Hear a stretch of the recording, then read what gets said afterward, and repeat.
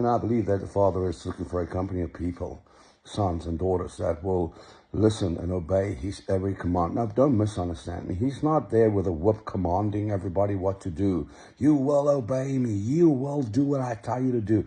It is him putting his desires in a people's heart, a company of generals, a company of sons and daughters that has grown to a level of maturity where we have answered the call of creation. And answering the call of creation is coming in to the place where I have dominion and authority and taking back what belongs to me. Doing what the Father has called me to. And doing what the Father has called me to entitles me to go into the kingdom of heaven and get the blueprints.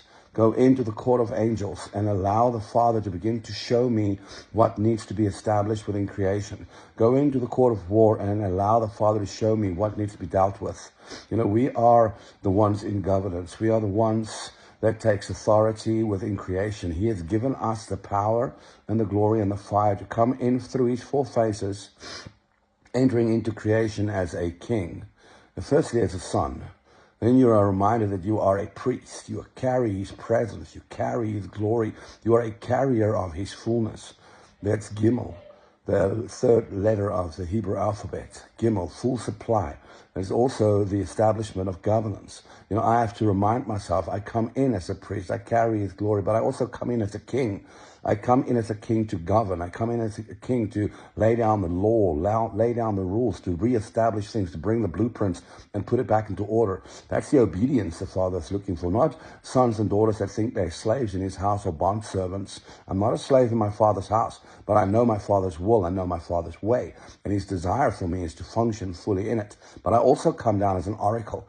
I come down through my Father's four faces to be an oracle, to speak life into creation, to understand that my voice literally raises up a standard and literally begins to put things into order. But in the same breath, I came as a legislator. You know, his desire for me and you as sons is to bring the kingdom of heaven into creation.